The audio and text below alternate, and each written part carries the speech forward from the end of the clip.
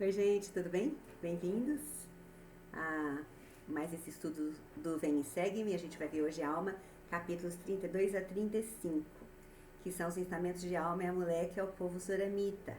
Nós já terminamos na semana passada, quando eles chegam em Antiona, que é a cidade onde moravam os soramitas. A alma junta esse grupo perfeito de missionários. Eu até comentei que Elamã tinha ido junto, Elamã não foi junto.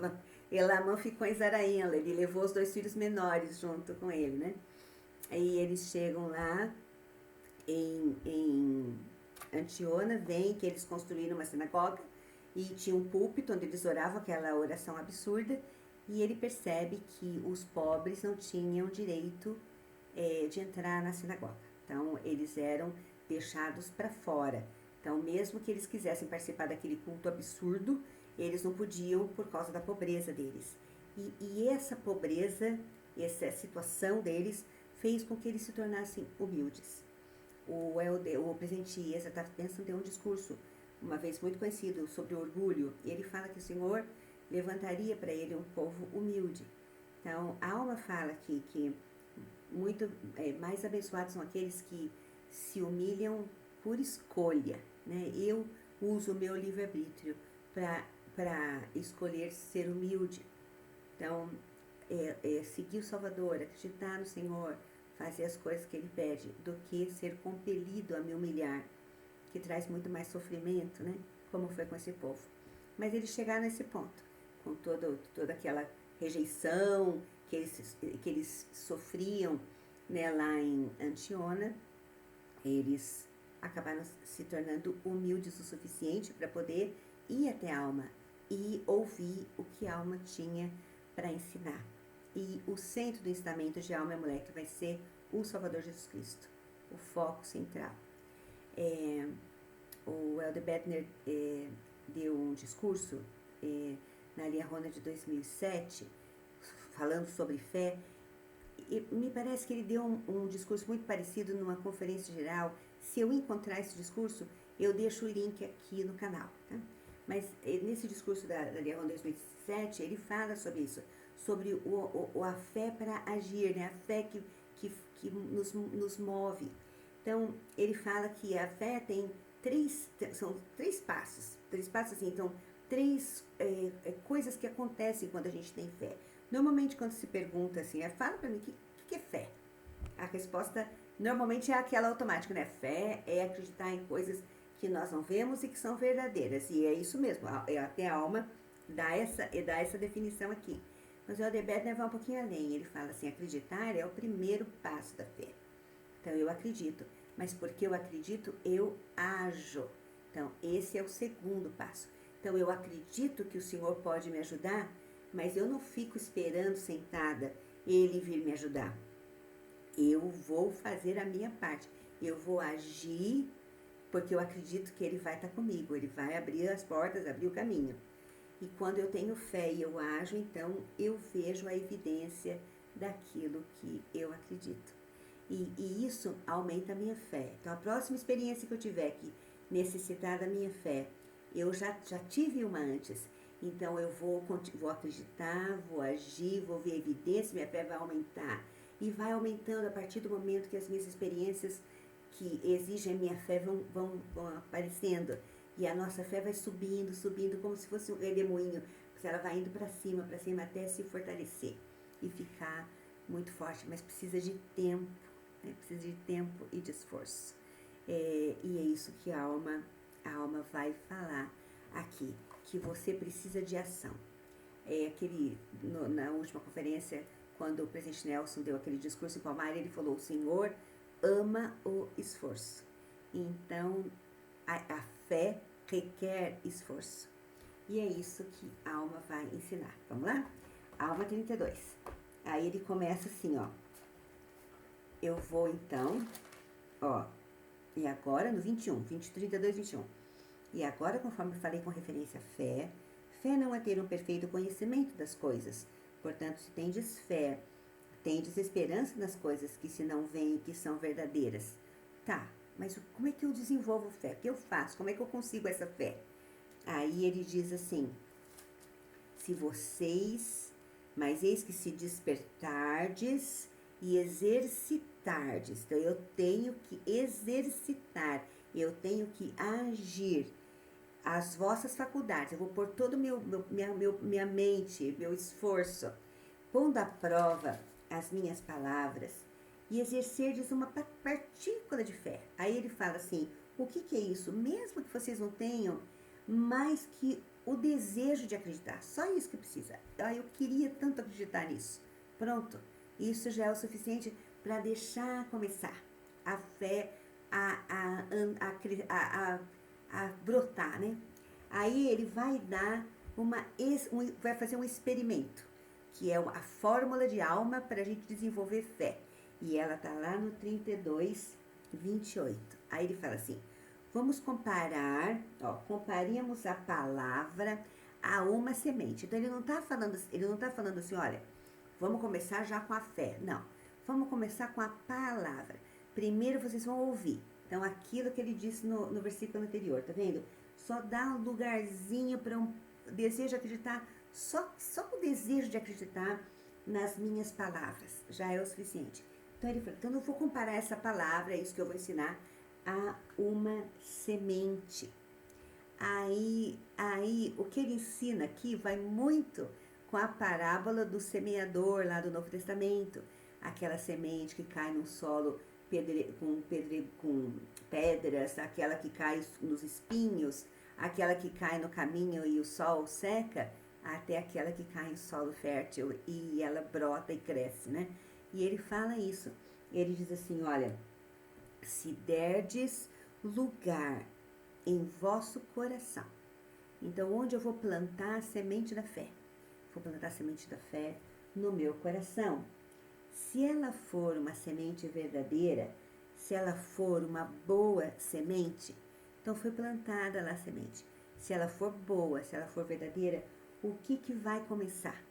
Isso é o que vai acontecer com a semente que eu dei lugar no meu coração. Até pus aqui, ó.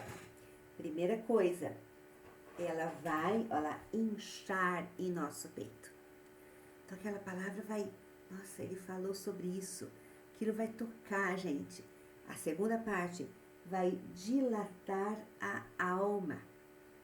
Eu vou sentir lá que aquilo realmente fez diferença em mim. Aquilo que ele falou tocou minha alma. Minha alma parece estar maior com aquilo que eu ouvi. Aí, outro ponto, vai iluminar meu entendimento. E eu vou começar a entender. Então, o último, aquela palavra começa a ser-me deliciosa. Então, essa é a fórmula de alma, né? Dá um lugar no seu coração. A semente é boa? É. Então, como é que você sabe que a semente é boa? Porque faz tudo isso. Ela incha o peito, dilata a alma, ilumina o entendimento e se torna deliciosa. Aí ele diz assim, é automático?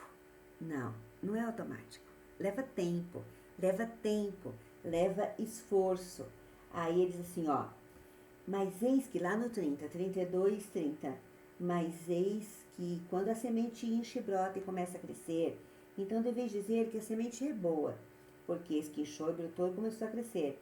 E agora, eis que isso não fortalecerá a vossa fé? Sim, fortalecerá a vossa fé, pois direis, eis que esta é uma boa semente, porque eis que brota e começa a crescer. E ela então precisa ser tratada, né? Então começa a crescer, a minha fé está brotando. Aí ele diz assim, ó, até anotei uma coisa aqui, ó, se a semente, no 32, se a semente cresce, é boa, mas se não cresce, eis que não é boa, portanto é lançada fora. Até anotei umas coisas aqui que muitas sementes, elas são jogadas no nosso coração. Então, algumas sementes são boas, algumas são ruins. Às vezes, são tantas sementes ruins que acabam sufocando aquelas sementes que são boas. Então, quando eu tenho uma semente boa plantada no meu coração, eu preciso fazer com que ela se desenvolva. Então, eu preciso regar, eu preciso cuidar. E isso é o agir. Então eu tenho que agir, eu tenho que cuidar daquela planta para que ela cresça. Ele fala lá no 35, então isso não é real? Digo-vos que sim, porque é luz, e o que é luz é bom, porque pode ser discernido, portanto deveis saber que é bom. E agora eis que depois de haver se experimentado essa luz, é perfeito o vosso conhecimento? Pronto, agora eu já tenho lá, estou cuidando da semente, ela está crescendo, conhecimento perfeito? Ele diz assim, não, nem deveis pôr de lado a vossa fé, porque haveis somente exercido vossa fé para plantar a semente, a fim de fazer experiência, para saber se a semente é boa. É uma alma sensacional, né? Aí ele diz assim, mas se negligenciardes a árvore e deixardes de tratá-la, eis que não criará raiz. Quando chegar o calor do sol e abrasar, secará por falta de raiz, e arrancá-la-eis e lançareis fora. E assim, se não cultivardes a palavra, esperando com olhos da fé o seu fruto, nunca podeis colher o fruto da árvore da vida. Então, se eu não tratar da árvore, se eu não tratar da semente, não fizer crescer, eu não vou poder usufruir, eu não vou poder ter o fruto daquela árvore. Então, demanda tempo, demanda cuidado a minha fé. E eu cultivo a minha fé com oração, com estudo, obediência. A gente sabe, né, a listinha de todas as coisas que a gente precisa fazer. E não adianta depois a gente culpar o evangelho. Minha fé enfraqueceu por conta disso, de que eu vi, ou disso que eu ouvi, ou disso, daquilo. Não, a minha fé fraquejou porque eu não cuidei dela, porque eu não fui, não reguei, não protegi, não cultivei, não nutri, e a minha semente acabou caindo, sendo jogada fora, né? Então, ele fala aqui, no 40 e 41.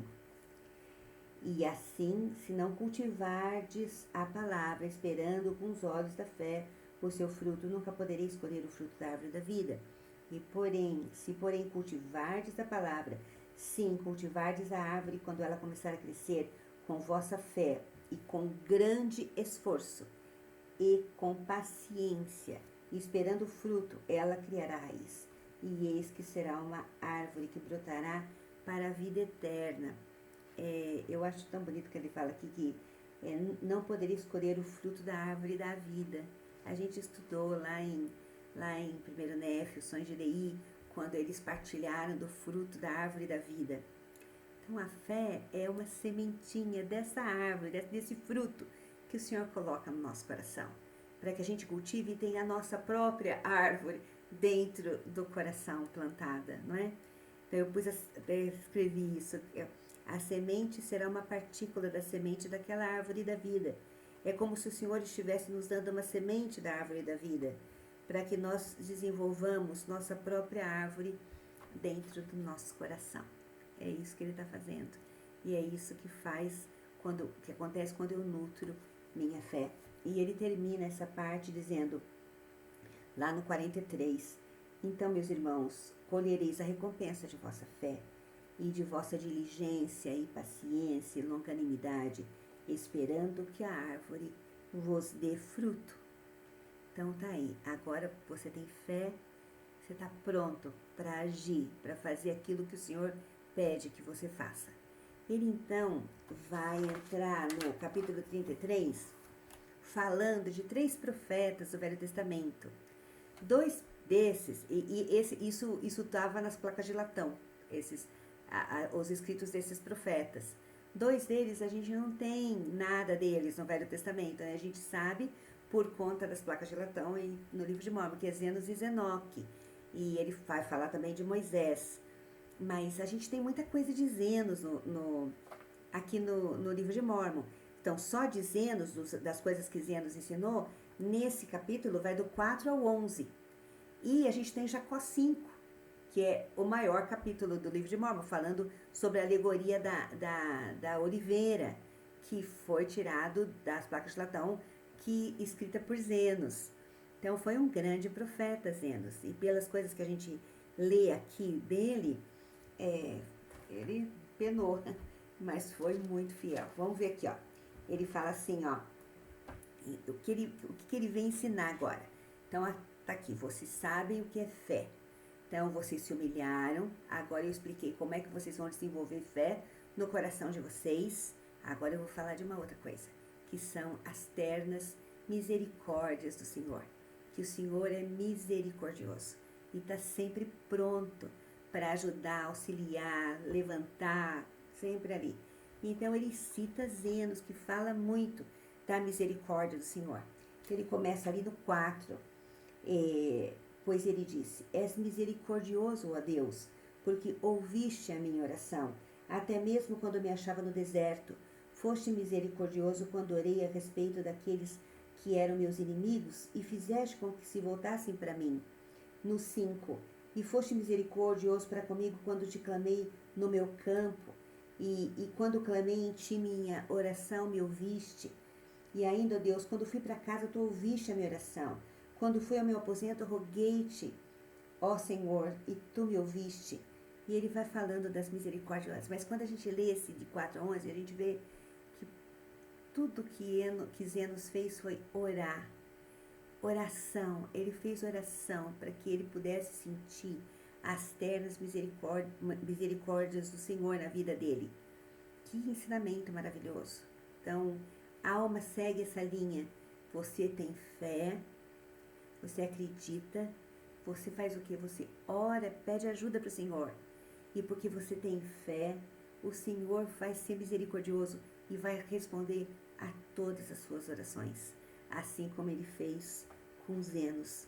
Lá no 11 ele diz assim, e ouviste-me por causa das minhas aflições e da minha sinceridade. E é por causa de teu filho que foste assim misericordioso comigo, porque clamarei a ti em todas as minhas aflições, porque em ti está a minha alegria, porque por causa de teu filho afastaste de mim teus julgamentos. Então, o que ele está ensinando aqui? Que o Senhor, o Salvador Jesus Cristo, é o centro de tudo. Então, eu tenho fé em Jesus Cristo. Eu oro ao Pai Celestial, que por conta da minha fé em Jesus Cristo, me abençoa, é misericordioso, me ajuda nas minhas aflições. Então, esse era um povo que estava sofrendo, né? Estavam sendo rejeitados. E está aqui a alma dizendo, não se preocupem com isso. Vocês não vão ser rejeitados pelo Salvador do mundo. Ele ama vocês. Ele precisa que vocês acreditem nele. Orem e ele vai estender os braços de misericórdia dele para vocês. Aí ele cita um outro profeta, que é Zenoque, e que também fala a mesma coisa, lá no 16. Pois eis que ele disse, estás irado, ó Senhor, contra este povo, porque não compreende a misericórdia que lhe concedeste por causa de teu filho. Então, esses grandes profetas do Velho Testamento, os profetas do livro de Mórmon, eles entendiam que o Salvador Jesus Cristo, que iria nascer ainda, né? E ainda iria nascer, era o centro de todas as coisas. Tudo era feito através do Salvador Jesus Cristo. E é onde nossa fé tem que estar. Aí, então, ele fala de Moisés e ele cita aquela experiência quando Moisés põe aquela serpente, que tudo que eles precisavam fazer era olhar para a serpente, para poder serem curados. E muitos não foram curados porque não acreditaram que só o fato de olhar para aquela serpente os curaria. Eles tinham dureza de coração. E é isso que a alma fala para eles. Lá no 33, 22. Começai a acreditar no Filho de Deus, que ele virá para remir seu povo, e que ele sofrerá e morrerá para expiar os pecados deles, e que se levantará dos mortos, proporcionando-nos a ressurreição de todos os homens, a ressurreição, que todos os homens comparecerão diante dele a fim de serem julgados no último dia, o dia do juízo final, segundo suas obras. E aí ele termina, e agora, meus irmãos, desejo que planteis essa palavra em vosso coração, e quando ela começar a inchar, cultivai-a com vossa fé, e eis que se tornará em árvore, crescendo em vós para a vida eterna. Então, só o desejo de acreditar já é o suficiente para a sementinha começar a crescer. Essa semente da árvore da vida que o Senhor colocou lá no nosso coração e precisa germinar, né? Precisa se tornar forte, acreditar no Salvador Jesus Cristo, que ele realmente expiou pelos nossos pecados e é o nosso Salvador e Redentor. Aí a alma senta e vem a moleque para poder continuar a explicação. E a moleque vem e fala assim, tá vendo tudo isso aqui que a gente ensinou, não teria importância, não teria validade se não fosse a expiação do Salvador Jesus Cristo. Sem o Salvador Jesus Cristo, sem o sacrifício expiatório dele, não teria nada, mas vai haver um sacrifício. Por isso eu preciso desenvolver, né? No caso, eles precisam desenvolver a fé no Salvador Jesus Cristo, que haveria um sacrifício, que o Salvador viria. E aí ele diz assim, ó, lá no 34:9, pois é necessário que haja uma expiação, porque de acordo com o grande plano de Deus, do Deus eterno, deverá haver uma expiação. Do contrário, toda a humanidade, todo mundo, toda a humanidade inevitavelmente perecerá. Sim, todos são obstinados, sim, todos estão decaídos e perdidos, e hão de perecer, a não ser que seja pela expiação que deve haver. Aí ele fala, que expiação é essa? É necessário que haja um grande e último sacrifício, não um sacrifício de homem, não um sacrifício de animal, nem de qualquer tipo de ave, pois não será um sacrifício humano, deverá ser um sacrifício infinito e eterno. Que ele está dizendo, um Deus vai ter que realizar esse sacrifício. Não é um homem mortal, é um Deus. E é Jesus Cristo que vai nascer de uma mãe mortal. Por conta disso, ele vai ser sujeito a dores, a morte, a sofrimento. Mas ele vai ser um Deus, filho do Pai Celestial, filho do Deus Todo-Poderoso. E por isso ele herda essa capacidade de aguentar o sofrimento, de entregar a vida dele e pegar de volta, né? Então, esse é o sacrifício que iria acontecer, infinito e eterno. O sacrifício de um Deus por nós. E ele, então, fala, eu queria falar um pouco mais sobre isso, mas acho que vai levar muito tempo, mas esse ensinamento dele de Amaleque sobre oração é maravilhoso. Ele fala que nós podemos orar em qualquer lugar, em qualquer situação, em qualquer tempo, e o Senhor vai ouvir. E ele fala, e não é orar, você pode orar por qualquer coisa que você precisar, né? Ele fala que ora pelos seus rebanhos. Então eu posso orar pelo meu trabalho, ore por proteção, ore contra o inimigo, ore pelas colheitas do seu campo. Então eu posso orar para o Senhor me ajudar, me proteger, me dar força, minha família, meus amigos. Eu posso orar sempre, o tempo todo, em qualquer lugar, eu posso clamar ao Senhor e Ele vai ouvir, responder a oração. Isso aqui é maravilhoso, gostaria muito de parar aqui, mas nós vamos seguir que tem mais coisa, deem uma lidinha, acho que vocês já leram, né? Muito bom.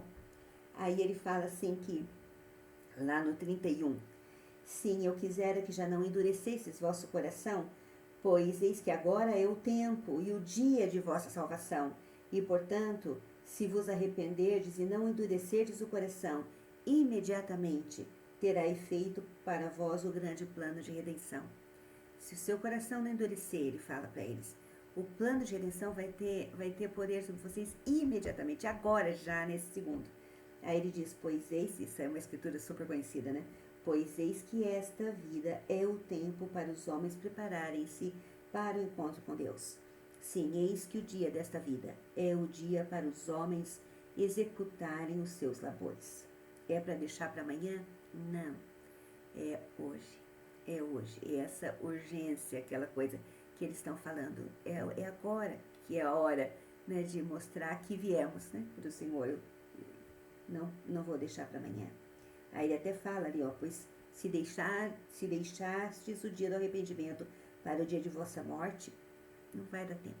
Não vai ter que ser uma coisa agora. Aí ele diz lá no 40, e agora, meus amados irmãos, quisera exortar-vos a terdes paciência, a suportardes toda espécie de aflições, e a não ultrajardes aqueles que vos rejeitam devido à vossa extrema pobreza, para não vos tornardes pecadores como eles. Mas tende paciência e suportai essas aflições, com a firme esperança de que um dia descansareis de todas as vossas aflições, todas elas. Então é isso que Alma e a Moleque ensinam, trazendo esse povo, e esse povo é convertido, eles se arrependem. E aí o que acontece? Os soramitas ricos lá da sinagoga lá, não aceitam isso e começam então a ameaçá-los. Não gostam de que eles se converteram. Eles têm que sair de lá.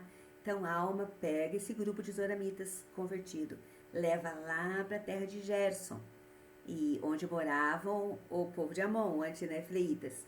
E o povo de Amon recebe eles de braços abertos. Né? Todos esses pobres zoramitas ficam vivendo lá com Gerson.